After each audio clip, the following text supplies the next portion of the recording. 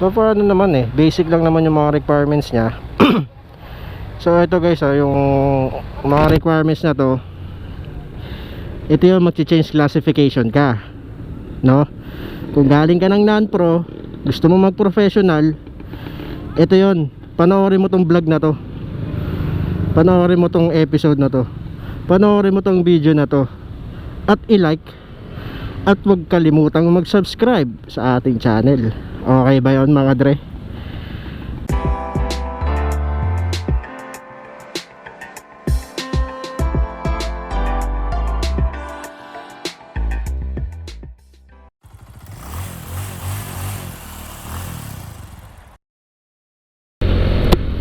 Okay, good morning, good morning. Welcome sa ating first ever vlog, moto vlog, no? So ngayon, ang agenda ko is pupunta ako ng LTO para magpa-change ng classification ng lisensya ko, no? So non-pro tayo, ililipat tayo ng professional. So dahil nga inabutan ako ng cut off last Friday, so nung Friday, no, inabutan tayo ng cut off. So pinabalik tayo ng staff ng ito, pinabalik tayo ng Monday. So inagahan ko na, time check alas 7, pero alas 7 nagbubukas yun. So sana nga maka ano kaagad, no, matapos kaagad tayo. So ayun, hindi ko mag-e-exam eh. So mamaya sabihin ko sa inyo yung mga requirements, no, para after na ng ano ko, ng session ko, para at least makwento ko sa inyo lahat ng mga pinagdaanan, para pagka mag-a-apply kayo ng change ng classification, eh yun na lang yung ano nyo, asikasuhin nyo. Hindi na kayo kung ano-ano pang mga requirements, no. So ngayon nga pala, sa ano tayo, sa LTO sa may JT Central, kasi doon ata lumipat yung sa Tayuman. Doon din may nakapagsabi sa akin na doon nga yung sa nag-i-issue ng mga lisensya, ganyan. Doon ang ano, district or ano sa Manila. So ayun, actually kakaano lang eh, kaka-renew ko lang nung lisensya ko last year, 2019. So ano pa, okay pa yung lisensya ko, pero nakapag-decide ako na mag-change ng classification kasi nga mas practical siguro kung professional, mas flexible nga. Yun nga yun. Ngayon we're heading to JT Central sa Fugoso, Felix Huertas, basta doon sa LTO doon. So hindi pa masyado mabigat yung traffic, maaga pa eh, light traffic pa lang ito, no.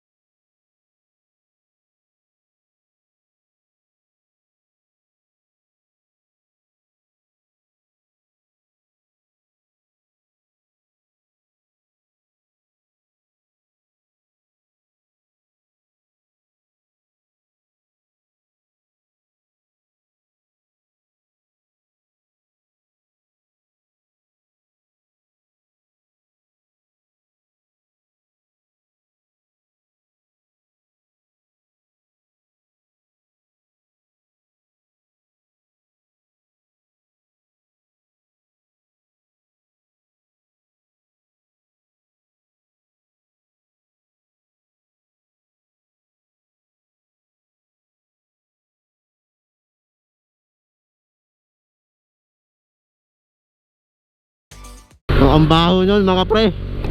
So kailangan ko itaas tong diwanan ng helmet ko. Ay, naiiwan yung amoy dre. Ganun talaga pagka nakachempo ko ng ano, truck ng basura, di ba? Kasama sa buhay yun eh. Hindi mo inaasahang mga pangyayari.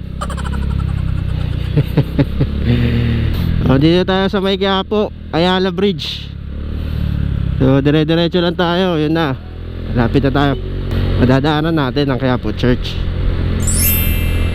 Ayun.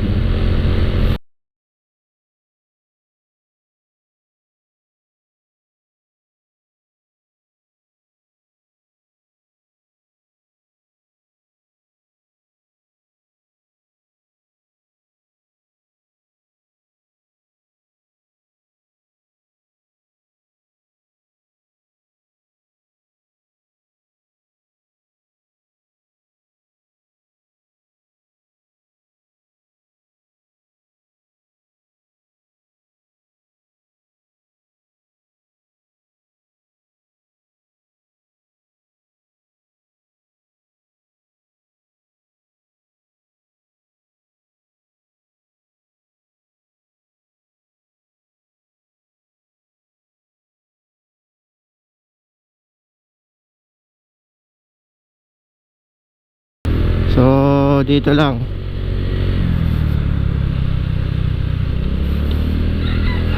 Magle-left turn tayo dito.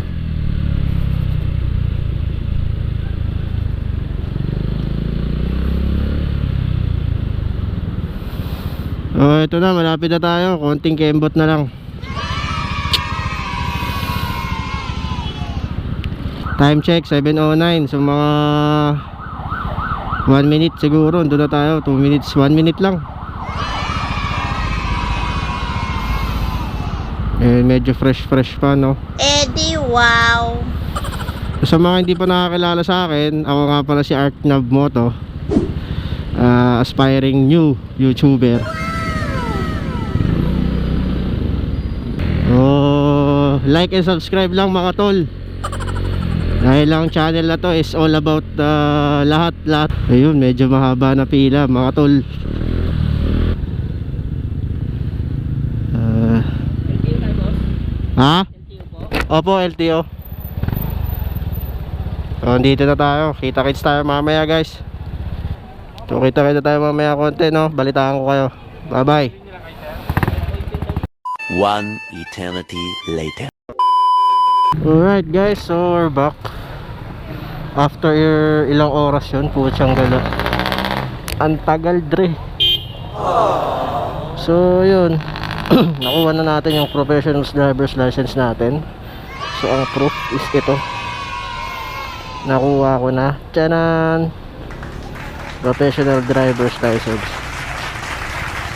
Ay, kung wala ka talagang tiyagan, ako, nahihirapan ka. Kailangan mo magtiyaga. So ayun, nasabihin ko na sa inyo kung ano yung mga requirements, no? Pero ano naman basic lang naman yung mga requirements nya. So ito guys, yung mga requirements na to, ito yung mag-change classification ka, no? Kung galing ka ng non-pro, gusto mo mag-professional, ito yun. Panoorin mo tong vlog na to, panoorin mo tong episode na to, panoorin mo tong video na to, at i-like, at huwag kalimutang mag-subscribe sa ating channel. Okay ba yun mga dre?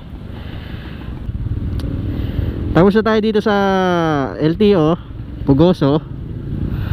So ayun nga, pag mag-change classification ka, ba, non-pro ka na, gusto mo mag-professional, unang-una mong gagawin, kukuha ka ng police clearance. Okay? Or kung may existing na NBI ka, na syempre yung hindi pa expired, yun, pwede yun. So kukunin nila yung original, no? So ayun, unang-una mong gagawin, mag-secure ka ng police clearance o kaya NBI clearance. So sa pag police clearance naman, madali na naman na kumuha meron na sa online nga pwede ka na makapagpa-appointment online. Tapos pupunta ka na kung ano yung precinct na ano mo. Halimbawa ako, sa Manila ako. So Manila Police District ako, no? So dahil medyo nagloko yung online appointment system nila nung nag-register ako, so sinadya ko na lang kasi malapit lang naman sa amin. So ayun, secure ka ng police clearance o kaya existing na NBI mo, na NBI clearance kung hindi pa expired.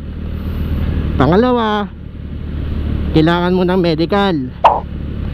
So kung doon ka kung pupunta ka sa district office o kaya licensing center ng LTO, sa tingin ko ano yan eh, mga ilang metro lang may mga accredited, may mga clinic na yan dyan. So doon ka na lang pa medical. Yun nga pala, ang police clearance, total na magagastos mo is mga 300. Ang makukuha mo is yung card, tapos yung ano, yung certificate, yung papel. So valid yun 6 months, no? Tapos yung specify doon before ka mag-apply, kung employment, ganyan, tapos for driver's license. Siyempre, kung kukuha ka ng lisensya, for driver's license. Hindi naman kasi multipurpose police clearance na ngayon eh. Dapat nga gawin nilang multipurpose na yan eh, para wala nang mga specification kung driver's license or employment. Dapat isang application lang, di ba? So ayun, secure ka ng police clearance, secure ka ng NBI clearance, and then papamedical ka. So bago ka pumunta ng LTO, may makita kang clinic, pa-medical ka na kagad para makuha mo yung certificate mo. And then, yung form, yung LTO form, pwede mo ma-download dyan sa website, no? Or sa mismong office, meron silang binibigay na form doon. Pero para dire-diretso ka na, i-download mo na lang dun sa ano, sa LTO na website. Meron doon. Punta ka lang ng LTO, search mo sa Google, automatic lalabas yan. Tapos punta ka sa forms, tapos yung driver's license, yun, makikita mo doon. Download mo lang, naka PDF yun. Download mo siya sa long bond paper yun.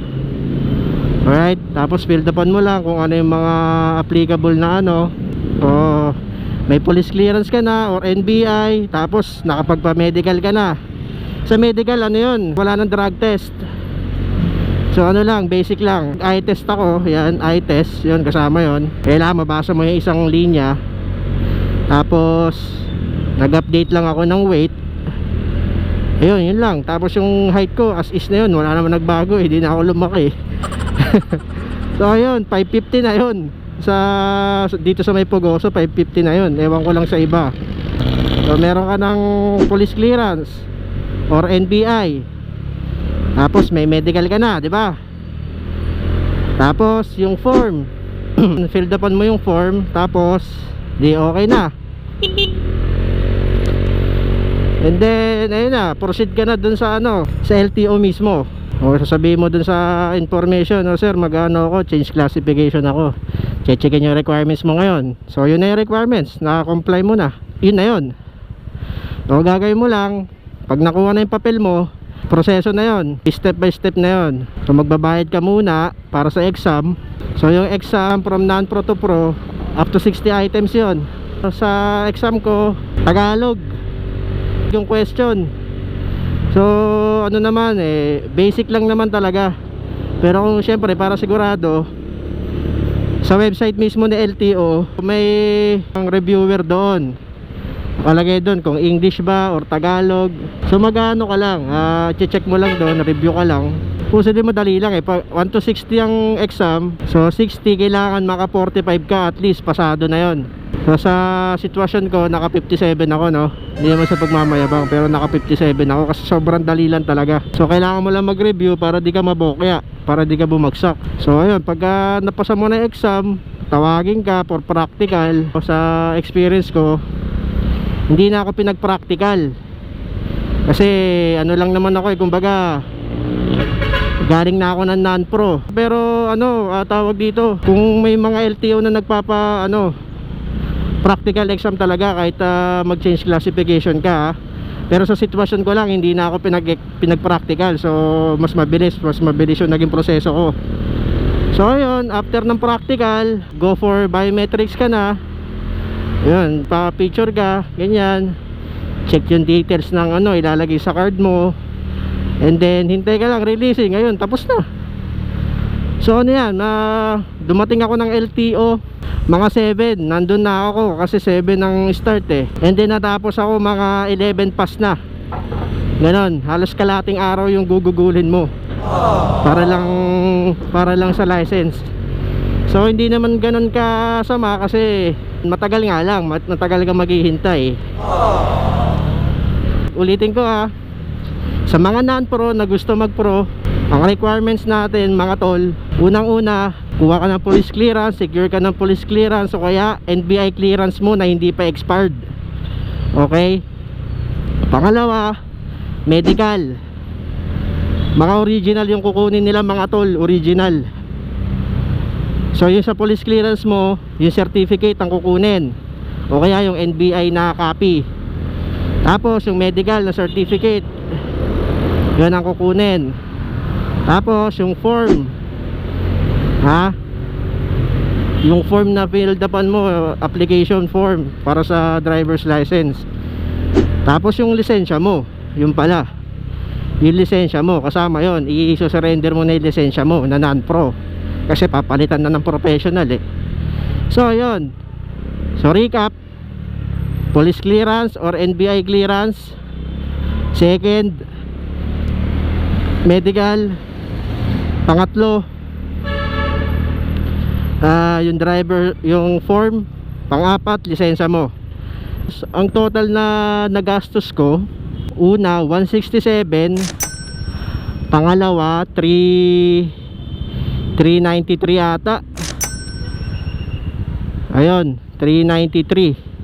Tapos sa medical 550. So more or less nasa pumapatak na 1,000 siya, no, pagka nagpa-change classification ka. Yun na yung mga gastusin mo. Pero pa yung syempre yung gasolina mo, yung pagkain mo, so mga 1K plus. Tapos syempre ihanda mo yung ano mo, patience mo, tsaka mag-review ka.